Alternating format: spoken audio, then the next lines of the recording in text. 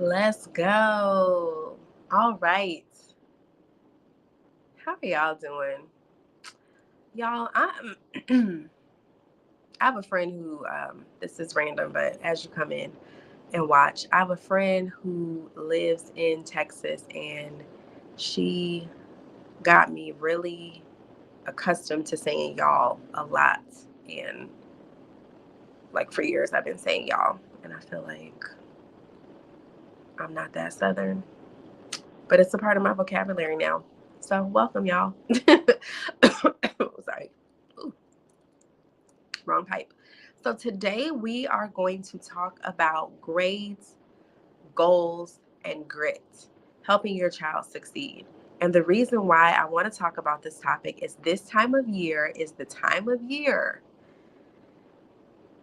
parents parents stress out and stress their children out behind grades. I'm talking frustration and fights, arguing, threats to take gifts. There's no Christmas. We're canceling vacation. No, you can't do anything fun till you get those grades up. You can't do anything till that C in chemistry is an A. You can't do anything because you're failing math.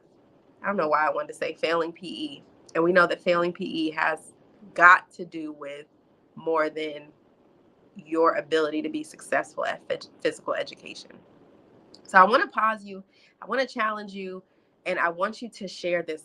I want you to share this, okay? And at the end of me sharing, I also want you to consider, do I need a discovery call with Cassandra? Like, do I need to reframe? Do I need to re envision? Do I need to rethink the way that I'm thinking about grades? Because we put a lot, y'all. I got to think of what kind of visual I can give you, but we put so much stock. You know how people say don't put all of your eggs in one basket? We put our eggs, our bacon, our ham, and our cheese, and the croissant rolls in the same basket of grades. We put it all. I don't know. I'm hungry. We put the whole thing inside of grades, and I want us as parents to take one step back and to look at, wow, I'm sending my child to school to learn, but I'm really basing everything on a singular grade.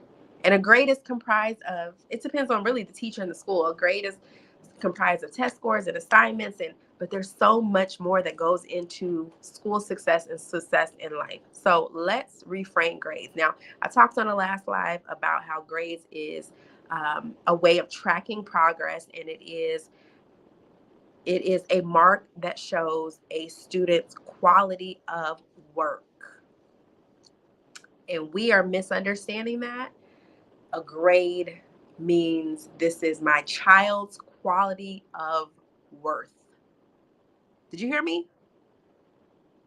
By definition, a grade is the quality of work, but we are saying this is the quality of your worth.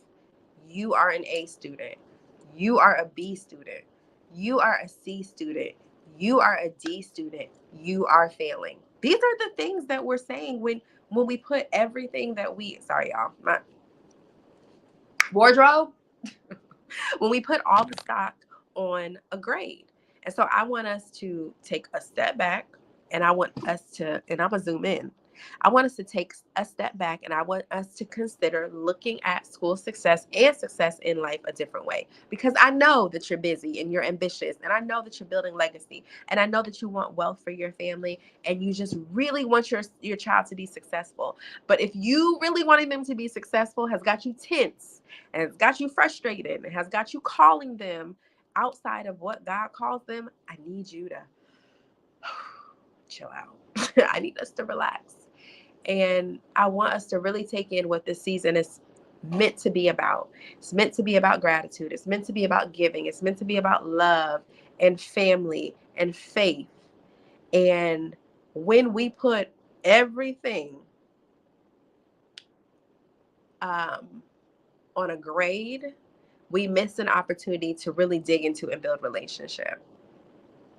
So what's the goal for success? And if you're thinking, I don't know, like A's and B's, like I want my child to be an A. I want them to have a scholarship. I want them to go to a good school. I want them to be successful. We have to really get clear on what does success look like for your child. And so with the next, how many weeks we have left? We got like 3 weeks in this month and then 4. So we have 7 weeks left in the year. So with the last 7 weeks, and I love the number 7, perfection, completion, jackpot, whatever, whatever you want 7 to mean. With the last 7 weeks of this year, what is the goal? What is the goal? What is the goal? And my discovery calls are open for 5 more weeks. The last 2 weeks of December, not available.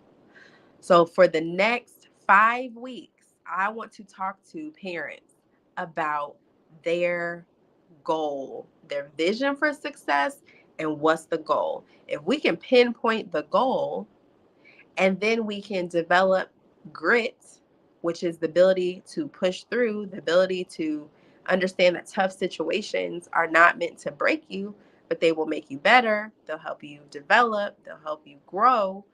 Then you'll be okay. And so will your child. And they will understand that it takes setting goals, it takes a vision, it takes grit in order for me to be successful beyond school. Like success in life doesn't stop at school. You ask any, y'all can type in the chat. I think you are will be able to type. I'm on my phone, so things are a little bit different here. But feel free to type. Okay, comments are up there. So feel free. Um, can you think about a time in your school experience where you were meant to feel like less than because of a grade? And I'll do Cat Williams. Don't worry, I'll wait. Actually, he did. Don't worry, I'll wait because there was a no. But I really will wait for a yes. Have you ever been in your history of school, right? And you can think about daycare, preschool, um, grade school, college, coaching programs, mentorships, apprenticeships, internships, graduate school. Have you ever been made to feel? Have you ever felt, maybe not been made to feel, have you ever felt less than because of a letter grade? You like, man, I love this class. I love this content. I love this topic. And you get back your grades, or you look at how you were evaluated, or how your quality of work measured out against the teacher or the standard or the system that was grading you. And you thought to yourself, maybe I don't have it. Like maybe I'm not smart. Maybe I won't be successful. Maybe this isn't my purpose. Maybe this isn't my call. I want us to take a step back and identify how grades alone, as the measure of success, might have made you feel. Now, I don't know. I did well in school, but there were times when I got C's. I didn't get anything below a C. Um, but I also just had this feeling of school is more, it's more than grades. I'm getting here, I'm learning, yes, I'm going places, I'm successful, I have the skills, I have the support, I have the resources, but I'm trying to make friends. I want to have fun. I want to get involved. I want to take trips and be in leadership positions. I want to do after school activities. I want to really embrace the experience of learning. And my parents did not pressure me around grades. And because there was not pressure around grades, I got good grades. And you can have a lot of pressure and good grades. Let you know. If there's a parent who's listening who's like, nah, I'm gonna put that pressure on and they're gonna get them A's and they're gonna get them B's, that will yield good grades. But what I'm talking about here is the true goal. I know you want your child to be successful beyond school. And I know that success for you looks like more than high marks and achievements and plaques. It looks like purpose. It looks like a vision for their lives. It looks like healthy relationships. It looks like your child knowing that they can trust you, that you love them, and that you will help them with life, not only school. So, Okay, so we understand grades are a part of school success, and we understand that school is a part of success in life, right? And we also understand that we have to get clear on a goal. So if you don't have a goal, I'm telling you now, 5 weeks, 5 weeks, 5 weeks.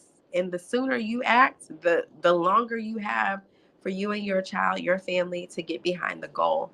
But we get frustrated sometimes because we miss the mark, or, man, we didn't hit the goal. And we put this pressure on ourselves, our family. Family might put the pressure on us. We put it on our kids, but we never set a goal. We never truly set a goal because do well in school is too broad. Get good grades is too broad and it's missing the mark. Learning is getting closer, right? We're hotter, but what does that look like and why? So I'm going to take you through a process of setting a vision, and then making sure that you not only set a vision, but you have a goal, you and your child, right? You have a goal for their learning. And then you also have the grit, the next steps, the resources, the tips, tools, and strategies, the network to plug in to your everyday life. Like, you need grit. Now, I told you what grit is, and by definition, sometimes we group grit together with grime, and we think, "Yeah, I'm gritty, I'm grimy." No. I mean, there's time, right? But when it comes to grades and school success, having grit means that there will be challenges, there'll be bumps, there'll be uphill battles. It might feel like that, but you have what it takes, and your child has what it takes. And so we think about ourselves in adult life when we think about maybe a promotion that we're going for, a career change, a career move, when we're thinking about a skill that we really want to master or develop, when we're thinking about habits that we want to improve or we want to change. A lot of times it requires grit, it requires mistakes, it requires us to be unsuccessful. So I want you to think about this last 7 weeks of the year, and I want you to take the pressure first off yourself, and then remove the pressure from your child. And I want you to affirm who they already are. You are successful. These grades don't determine who you are. You are successful. And because you are successful, we're going to set a goal. Your vision for them is success. I see you, right? I see you. I see you 30 years down. I see Josiah 30 years down the road. He's handsome. He's still my little snuggy, but he's a grown man with a wife and children, with a purposeful career, with integrity, with morals and values, and with a big bank account. Like, I see him wealthy in all of the ways, wealthy in relationships, wealthy in health, and wealthy in his finances. And because of that, because that's how I see him, it determines the relationship I'm building now, how I treat him, how I talk to him, how I think about his learning and his success. There's no pressure. And Josiah knows his letters, y'all. We got a few that I have to support him and help him through, but he knows his letters. And he's 3. And the reason I'm saying, and he's 3, is because from it hasn't come from daily drills. Even though I do spend 5 to 15 minutes a day playing, learning, accessing knowledge, going over letters, um, going over numbers, but it's in a way that is focused on the goal, not the grade. Some days he knows the letter K. Some days he ain't K'ing with me. You know what I'm saying? And it's okay, because it's not about the grade. It's about the goal of learning, the goal of accessing the learning. And so, as he's accessing the learning, and the goal is the learning, I'm teaching him grit. Try again. Mommy will help you. Here's your resources. What do you know? Let's switch um, subjects. Let's go to something else. And so, grit oftentimes looks like, number one, you affirming your child. You are smart. You are successful. You're talented. You're gifted. You're hardworking. You're kind. What do you know about your child that you're saying out of their mouth that will fuel their confidence? Because give me a confident student, and give me a student who's quote unquote smart or can perform, and the confidence will take them further. Because when new learning and new challenges and new obstacles come, they're going to think to themselves, you know what? I've done it before. I could do it again. I have resources. I have support. I have guidance, and I can do this. So think about the words that you're speaking and how you can affirm your child, and that will help to build their grit. The other thing is allowing them to ask and answer questions. And it starts real young. And it sometimes starts with why? Why? Why? And so we often, out of irritation, frustration, or just like lack of understanding, are cutting off our children's innate ability and desire to ask questions, to learn, to access understanding. Like by nature, they're designed to learn. They're learning. And when they ask a question, we must answer. And when they ask for help, that's a conversation. We help them, or we help them help themselves. I know that sometimes asking for help is not easy, and I'm an adult. Um, and asking for help may not be easy for you, and you're an adult. You're a parent. You're raising a child, or you're raising children, or you're helping to raise them. So if it's challenging for us, um, our children need a safe space where they can ask and answer questions, and it may be challenging for them. So think about ways that you can encourage your children to ask questions. And even when you don't know the answers, that you can help show them how you find the answers. I'm a Googler. I'm a professional Googler. I will Google in a minute. I will look for a reliable source. I will dig and search and find, and I will add it to um, my toolkit. I will add it to my knowledge. I will write it down. I'll screenshot. Share with a friend. I'll make a note. I will put it into practice. Those are the ways that we learn. Asking questions, asking for help, and then also being able to accept it.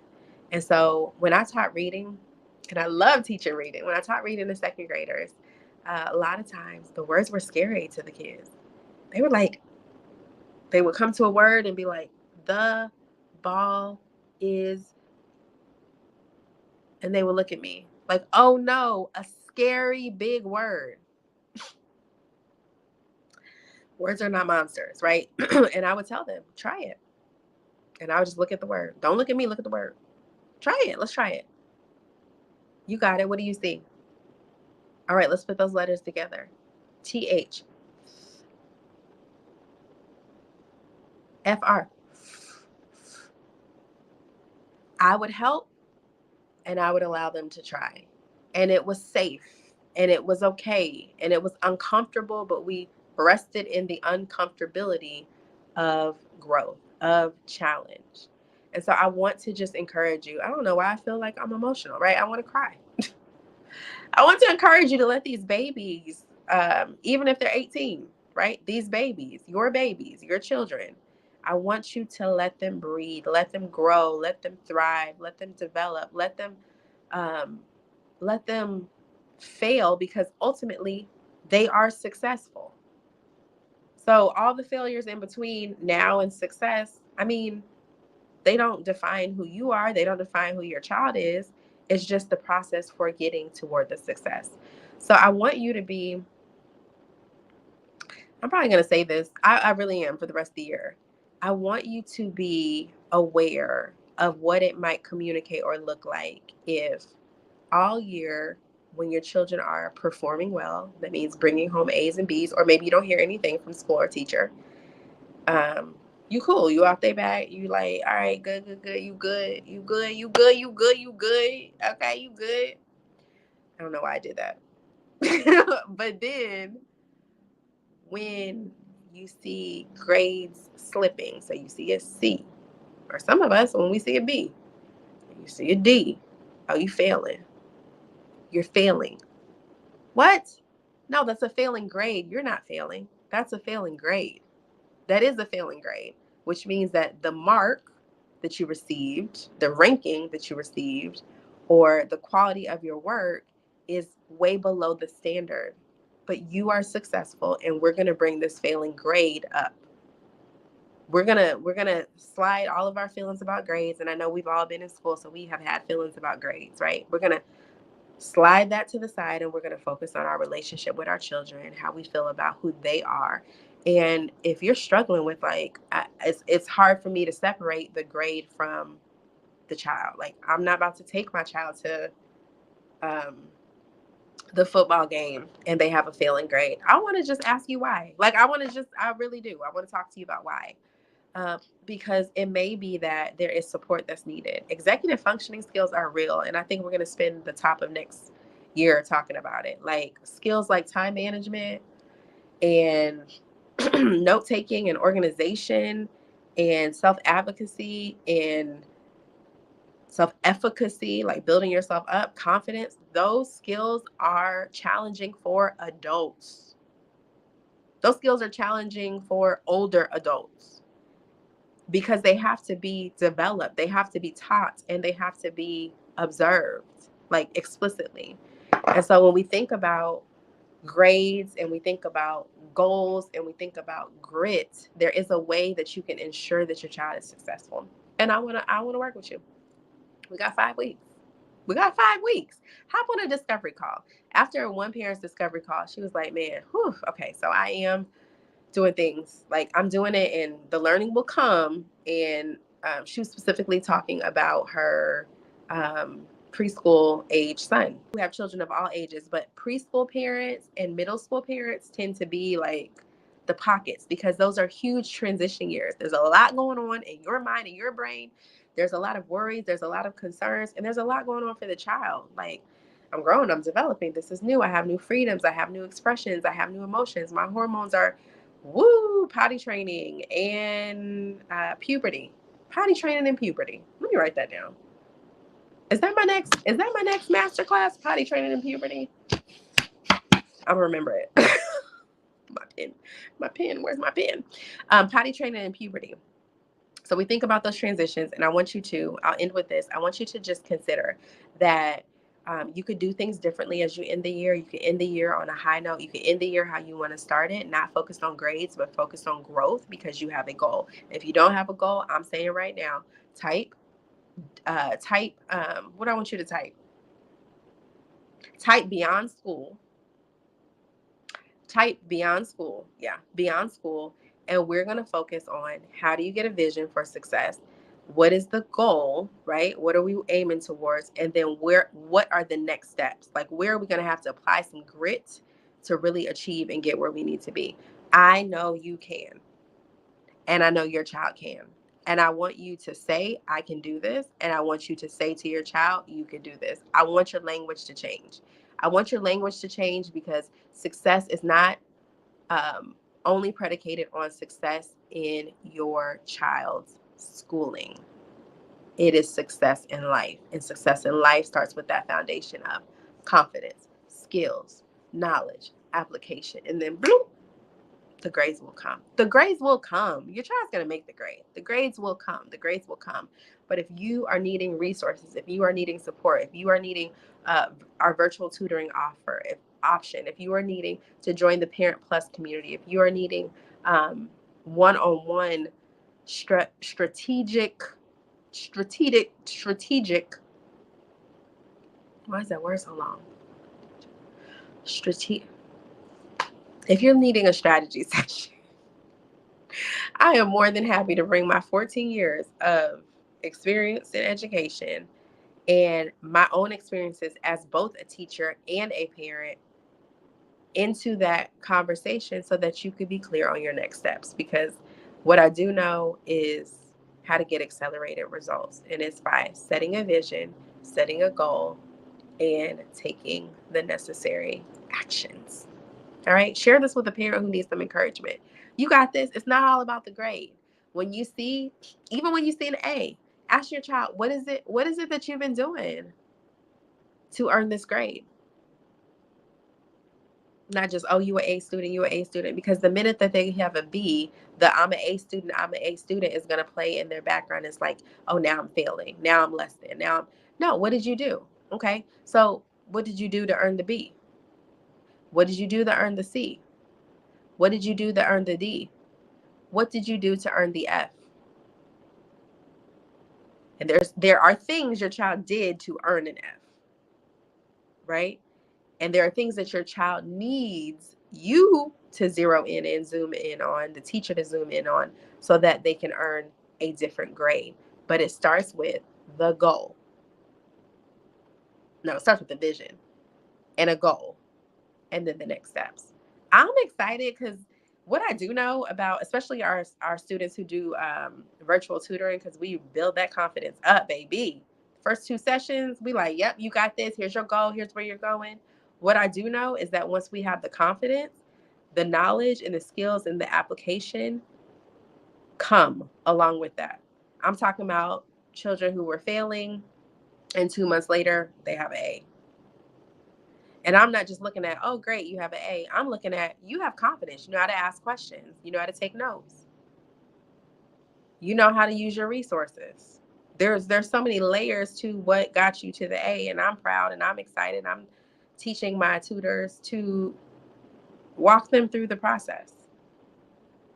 Students who were struggling to read, quoting high school and college level poetry.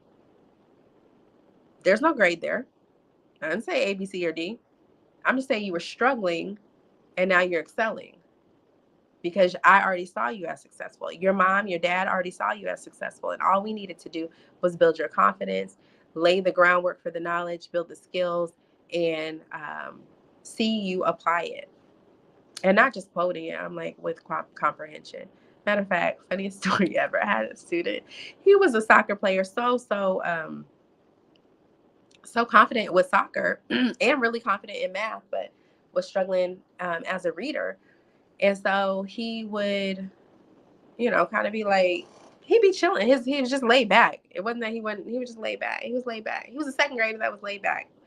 He was just like, I'm like, all right, let's sit up, let's get ready. And I got, I have a lot of energy, but I was myself and he was himself, and we met in the middle and got work done.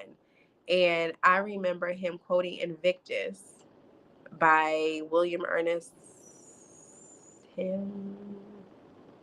don't know why I even tried to quote this man's full name because I don't know the author's full name, but it's William Ernest or Ernest William or something. He got 3 names. And the student we were working on comprehension and the vocabulary and figurative language. Like we turned it was a whole learning experience. But he would be leaned back in his seat like, I am the captain of my soul. I don't even know the words. And when he was quoting it, it's the confidence for me. It was the, Miss Burrington, I know this.